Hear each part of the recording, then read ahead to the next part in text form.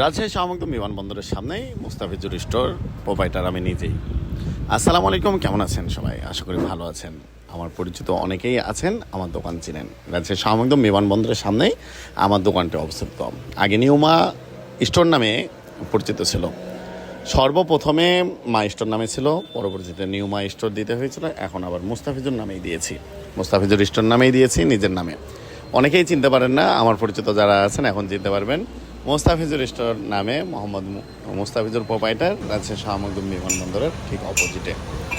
আমার দোকানে কি কি আছে অনেকেই প্রশ্ন করেন, আমার কিসের দোকান? তো আমার দোকান হচ্ছে মূলত কনফেকশনারি, ছোটো কনফেকশনারি, সেই সাথে আমার চা আছে। চায়ের ব্যবসাটা হয় আমার মূলত মেন। চা সিগারেট সবই আছে। চা বানাচ্ছি, আপনারা দেখতেই পাচ্ছেন। আমি নিজেই চা বানাই, আমার কোনো কর্মচারী নেই। আমি নিজে চা বানাই এবং চাটা নিজেই সেল করি। এটা নিয়ে আলহামদুলিল্লাহ ভালো আছি। এটা করে এখন সংসার চালাচ্ছি। এই হচ্ছে আমার দোকান। অনেকে ভাবে যে আপনি চাকরি করলেন, পড়াশোনা করলেন, দিয়ে চায়ের দোকান দেবেন।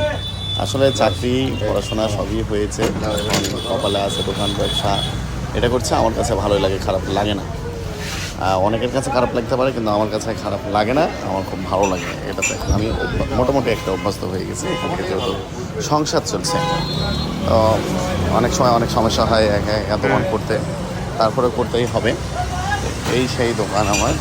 চাও বানাচ্ছি, সেই চা বানানোর ভিডিওটাও দিচ্ছি। তো যদিও এখন দুধ চা বানাচ্ছি, দুধ চা, লাল চা, লেবু চা এগুলো পাওয়া যায়। দুধ চাটা আমি বেশি কমফোর্টেবল এবং খুব সুন্দরভাবে আমি দিই, কারণ আমি যে জিনিসটা খাবো সেটাই অন্যকে খাওয়াবো, এমন চিন্তাভাবনা। তো দুধে কোনো ভেজাল থাকে না, একবারে গরুর দুধ দিয়ে আমি দুধ চা বানাই। অনেকেই বলে যে আপনি দুধ চায়ে যদি কিছু মিক্সড করেন আরও বেশি স্বাদ হবে, কিন্তু আমি এটা করতে চাই না। কারণ আমার মনে হয় যে পিওর জিনিসটাই খাওয়া উচিত, বা উঠে আসুক, সবাই খাক, এটাই। ধন্যবাদ সবাইকে, সবাই ভালো থাকবে।